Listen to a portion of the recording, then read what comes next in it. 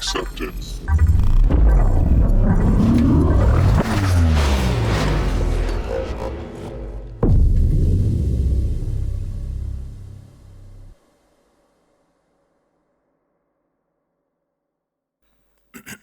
Hi, my name is Leszek. Sometimes I talk about machine learning on Polish internet. And today I would like to explain you what is big deal with large language models, because very often I face with the opinion that, come on, Leszek, it's just a chatbot, nothing special.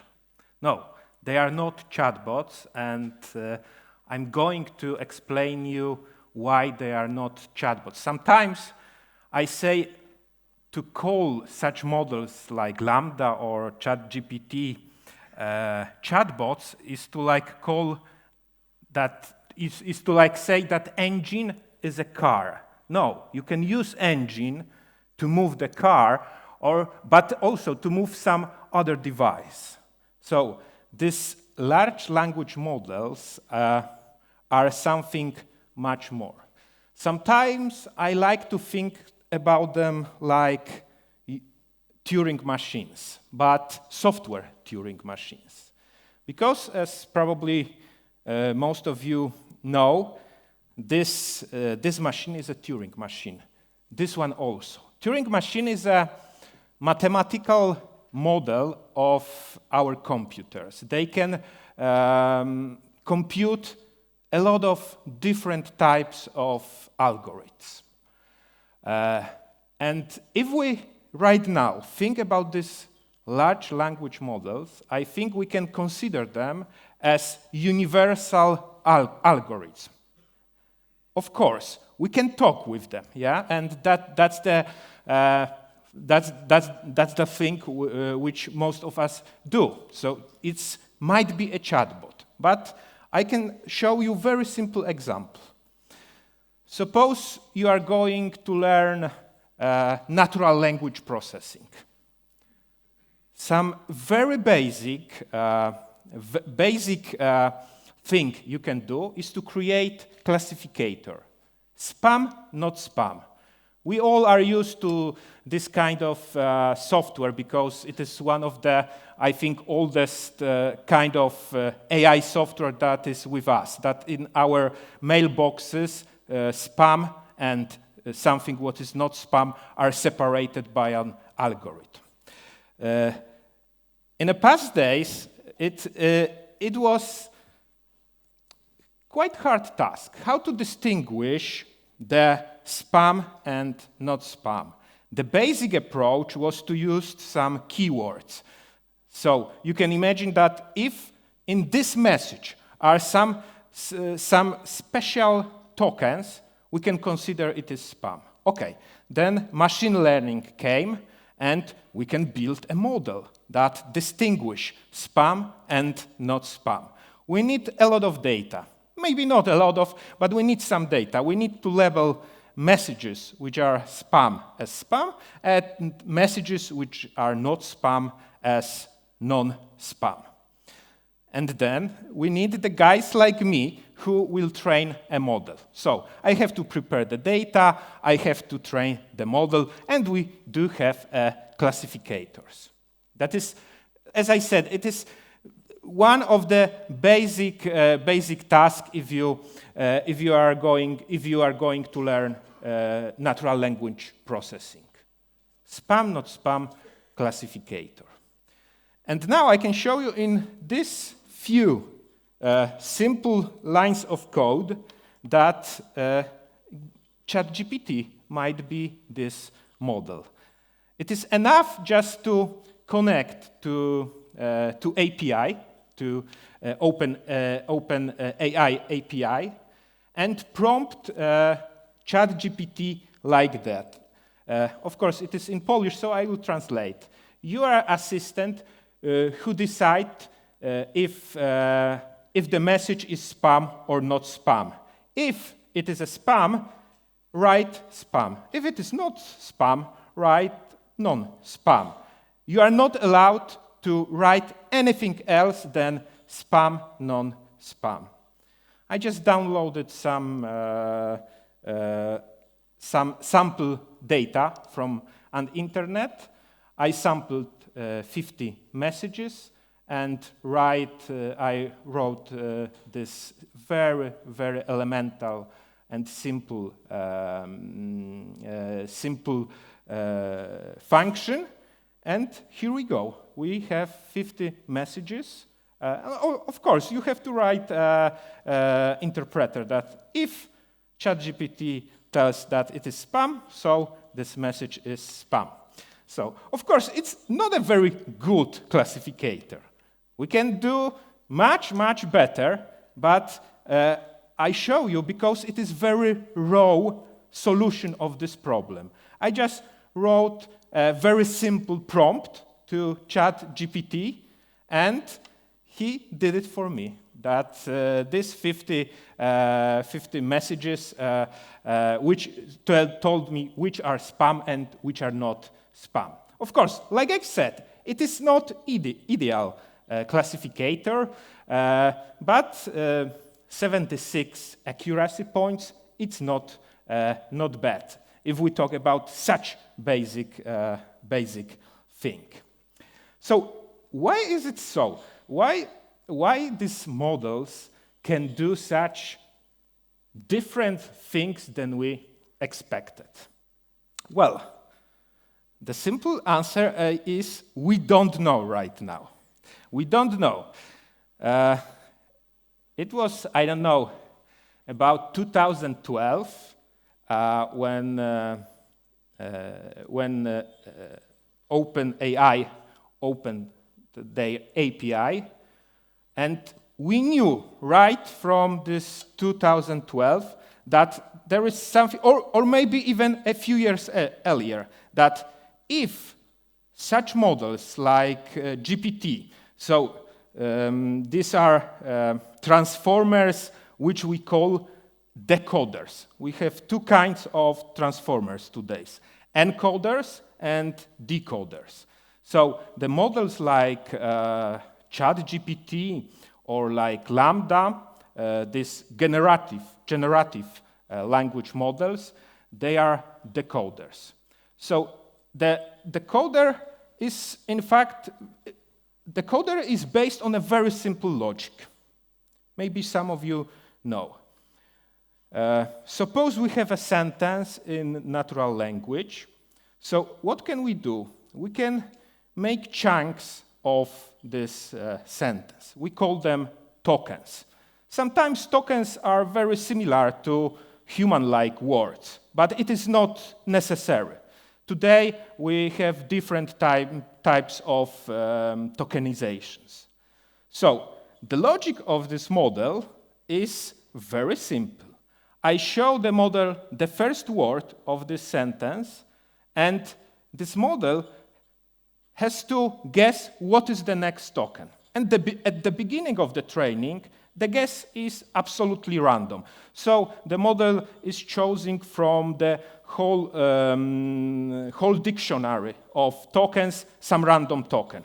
Okay, we say it is not the right token because we know which is the true one, the next and the true one. So we make the backpropagation, and after training, the model is able to predict a correct next token. Okay, right now we have two tokens. What is the third one?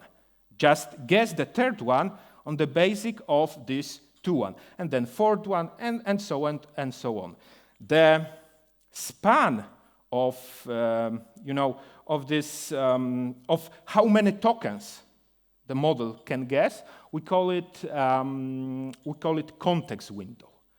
You can think about context window as a kind of memory of the model, but it is very elusive memory because, for example, if you talk, for example, through the chat window with ChatGPT, you can notice that sometimes this model remembers what was in the previous message. But this context window is not limitless. There are limits. I don't remember right now how much tokens ChatGPT might remember, or Lambda.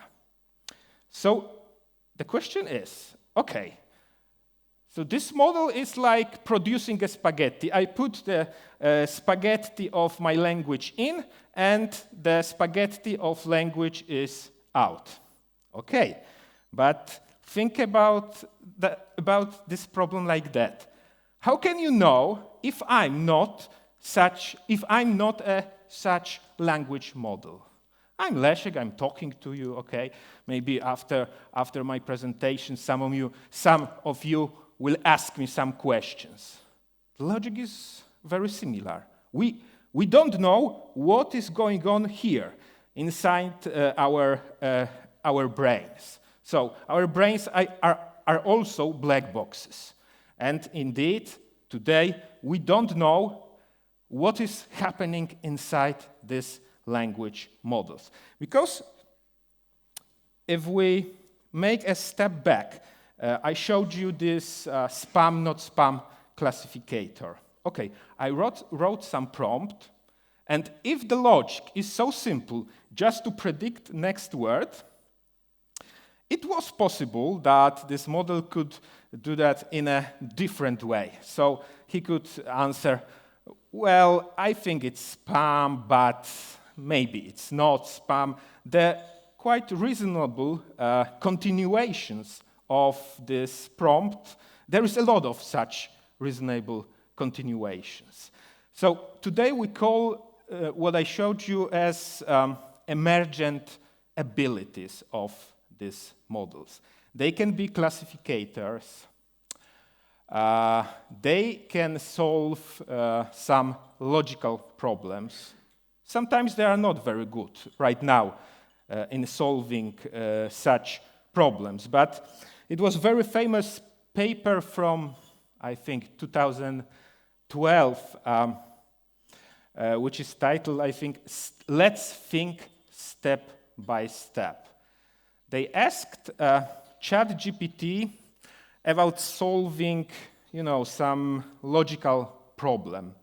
And the first solution was absolutely wrong.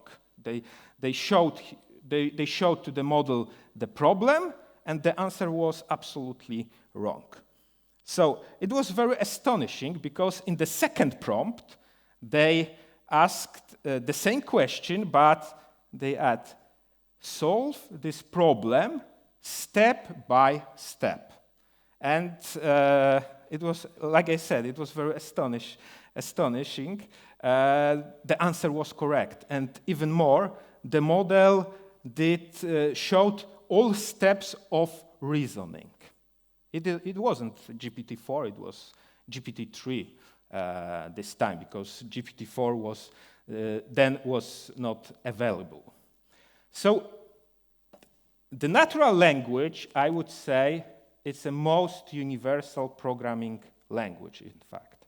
If you think that each of us is some kind of, I don't want to say Turing machine, but some kind of machine, in fact, in natural language, we can encode almost everything. So if these models are so good in predicting next token and in giving us answers, so maybe, in fact, for the first time in history, we have something what we can call universal algorithms. Like I said, we don't understand this algorithm because for us today, what is inside these large language models it is black box. Maybe in the future, we will know more, but right now, they are black boxes.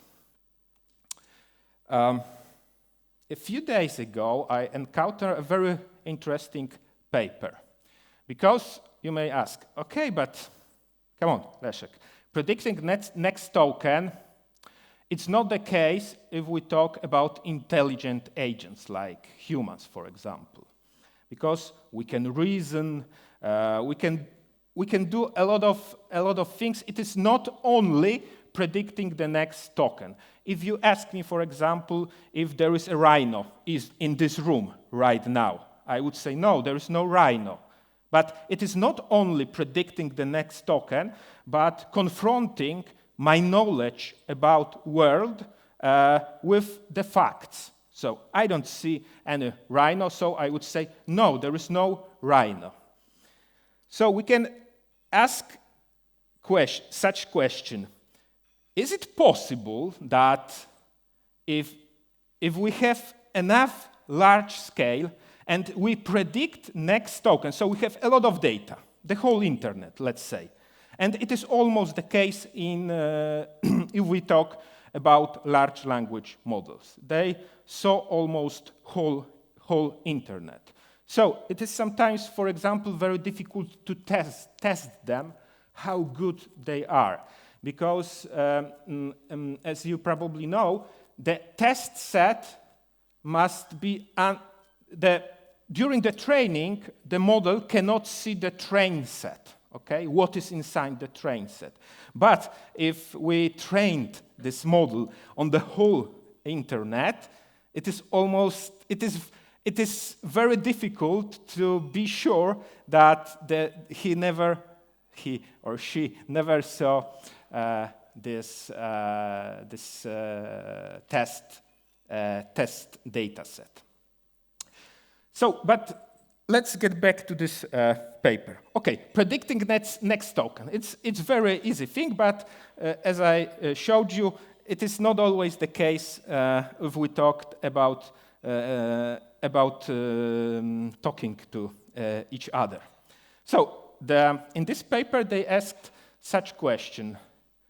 Is it possible that if we train such model on predicting next token, that the model learned meaning of the words? So it is very difficult question because we have to decide falsify or not falsify.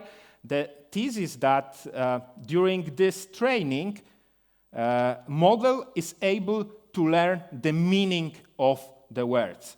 Because the question, what are the meaning of language, is a pretty hard question. I have a philosophical background. I really was interested in logic and relation between logic and the word, we can say. We have something what we call model theory. So there is a language and there is a model on which we interpret our language. So in this paper, they took similar path. So let's take some smaller model, and we are not going to learn this model, to train this model for talking like a human, but to write very simple programs. The programming language, which you can see here, is called Karel. Karel is a very simple programming language. The only thing you can do is to write a function which tells Karel, a small robot, what to do in these mazes. So this Karel is moving only inside such mazes. He can put some marks, sometimes like 1, 2, 3, move left, right, up, and down, as I think. Very simple word. So the idea is here like that. Let's show such decoder model, this first state of the word. This is the first state of the word. And this second state of the word.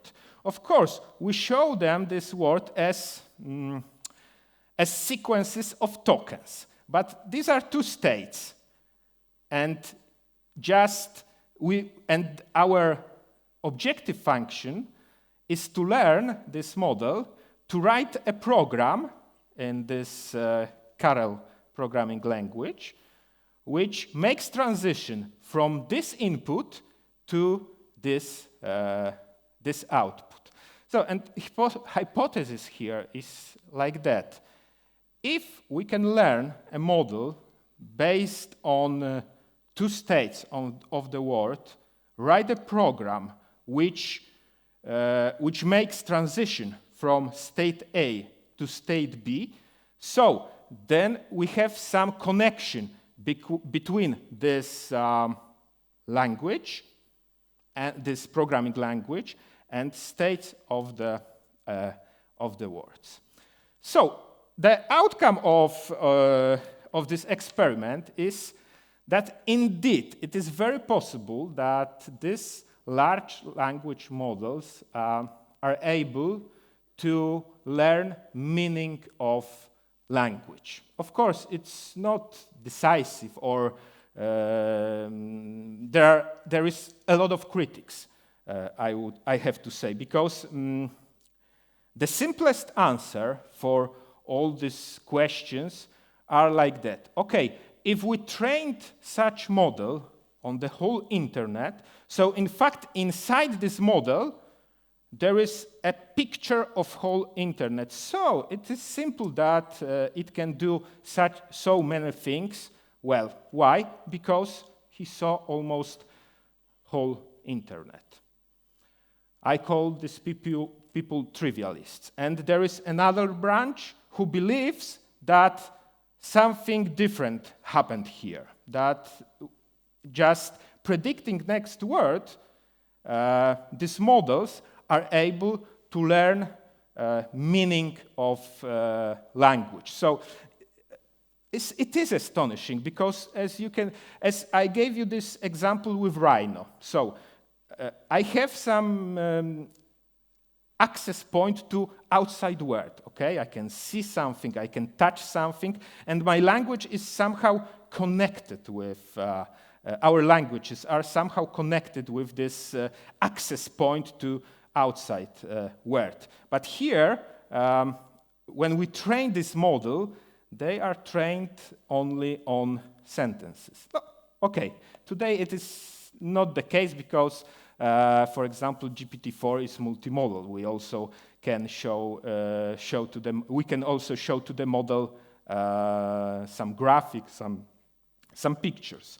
But well, there is no points that connects to the outside world. So it is in fact a very philosophical question because there was such philosopher Ludwig Wittgenstein who said that if it is the case that we can describe the world with our language, the language and the reality have to have something in common. And he called it that this is logical form that our world and the language have in common. So, for me, it is also very interesting that today, when we think and do experiments with these large language models, we really ask very philosophical questions, like question, what is the meaning of language? It is not the question you can give a simple answer. Next thing. I'm really fascinated with agents. So these are the systems you can build using these large language models that are agents. They can do some useful things for us. So as you know, artificial intelligence is better chess player than human, is better Go player than human beings. But what about Minecraft? For me, this very, very, very fresh paper. I don't know, it was published 2-3 days ago. Minecraft is open world game. It is very complex game. You're beginning by crafting wooden tools, and at the end you can craft diamond tools, but to craft diamond tools you have to dig a mine and find diamonds.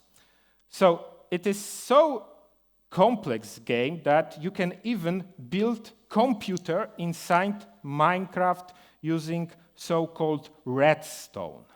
So just beginning with these simple elements like wood, stone, you can go to the moment where you can build very complex machines inside Minecraft. And in fact, there is no ultimate goal in this game. You can play it just like open world game. You can build your own house. The possibilities are really, there is a lot of possibilities in this game. So it is very interesting if we can build agents playing Minecraft, because if they can play Minecraft, so then we can do a switch. Why inside Minecraft? Maybe the same agents might live inside internet and connects to different APIs. Or such agent might live inside, I don't know, the inside system of our company, or inside system of some spaceship, because a lot of people think that it is not going to happen, that this biological life, human life, will be sent to the far galaxies. Only some kinds of models like this one, for example. So Minecraft is a very interesting case. So how this agent was built? One of the main obstacles, if we talk about this large language models, is that they do not have long-term memory. Like I told you, they have this context window, but it is very limited memory. We have to figure out how to give to such agent long-term memory. So, and I will tell you a few words how this agent was built. The first element is what they call automatic curriculum. It is the goal of the agent, and it is very, very interesting and somehow strange. It is encoded in natural language processing, and this goal is discover as many diverse things as possible. It is a prompt to the large language model. In fact, this prompt was very, very large. I can show you the whole prompt. No, Voyager PDF. Oh, this is the whole prompt. So each time this guy's prompt GPT, it was GPT-4, also GPT 3.5, they use such a large prompt, and I really encourage you when you are interacting with these models, make use of this context window, because it is, look at that, it is somehow like programming language. You write program in natural language. So first of all, there is this main goal, discover as many things as it is possible, and there is also a lot of more conditions. And each time they prompt through API, this model, this whole prompt was in this context window. So their goal was to build agent who discover a lot of things inside this game. How they did it? As you know, these large language models can write code. It is, I think, JavaScript. So the input was this prompt, the state of the word. For example, my health is very low. Near me there is a pig and cow. There are few steps away from me a few cobblestones, and everything in natural language. And based of this description, large language model made reasoning, what should I do next? Okay, if your health is very low and your hunger and you are hungry and there is pig around you, you should kill the pig.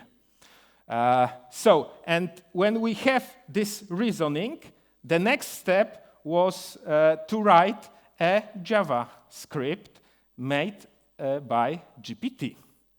And now we have two things: the description of the situation in natural language and JavaScript that tells our agent inside the game what to do next. So how can we create long-term memory? I don't know, maybe some of you heard about vector databases. I do a lot of stuff with vector databases. And the idea is like that. The neural networks perceive text as vectors. If the model is well trained, we have the following effect. If we have two very similar paragraphs of text, their vectors are very close to each other. The cosine similarity between them is close to 1. So the idea is like that. Okay, we know how to kill the pig. Let's take the description of this situation into our database, and the vector of this description is going to be the k. And the value in our database of this vector database is going to be this JavaScript, which tells how to kill a pig. So in the next stages of the game, if we encounter a similar situation, again, I'm hungry and there is a pig around me, I don't have to write this JavaScript again because I have it in my long-term memory, okay? And I just measure the cosine similarity between the vector of this natural language description of the situation and all the vectors inside my database. They are the case. So I took the 5 top, and for example, I just choose the first one and the end. So we have some kind of long-term term memory. And for me, it is really fascinating because, like I said, it's Minecraft, but you can think, well, what if we switch from Minecraft to the internet or to some other systems? The second thing, remember that these large language models alone, you can think about them like platforms, okay? You can build on top of this platform a lot of very, I think, innovative solutions. Some believe that it is also very dangerous because in traditional program, if we have this while loop, okay, sometimes this while loop never ends. It is a very common problem, but we are almost sure that each time the while loop is executed, the same things happened. It is not the case if we talk about large language models, because here the reasoning is inside natural language. So if this reasoning is inside natural language, it might have some new ideas. So it might be dangerous if we let such agents to have access to all kinds of APIs, I believe. And even more, I would say that it is very probable that it will be prohibited for some APIs, that such kind of agents that are empowered by large language models have access to these APIs. I don't know, some financial APIs or APIs of some critical structures probably will be prohibited. But others, why not? Here I just did a very quick experiment. Is it the case if I write in natural language my status in Minecraft? Is it GPT-4 able to say what is my current status and what should be the next action? And yes, it was, as you can see, my prompt was very, very simple. So we can do even better. But another thing I want to stress is it is for me very inspiring idea to give these large language models this long-term memory as a form of vector database. Okay, here is another example of just transition from just simple description in natural language of the situation, action, and the JavaScript. I don't know if this script is correct because I don't know JavaScript, but as you can see, based on this natural language description, these models are able to create scripts. What else? So this model, this agent, indeed was explore the world. As you can see, they did some comparison with another agents because such agents are now very popular. Or on GitHub, you probably heard about AutoGPT. As you can see, AutoGPT is here. Well, AutoGPT also did well, but this agent was very active, we can say. So he explored a very large part of the world. So I really encourage you to just stop thinking about these large language models as chatbots, because it is only part of the story. Natural language is absolutely phenomenal tool. It is also very it is mysterious for us. How animals like humans are able to communicate in such complicated way. And the fact that our current AI systems are able to create such good examples of natural language description of the world, it also means that they can do a lot of things. They can do a lot of things with our APIs or with other systems. So my expectation is that in upcoming years, there are going to be a lot of systems like that, which are empowered by natural language, large language models, and systems that are able to interact with other systems. So they are going to be some kind of agents. Well, that's all. Thank you very much.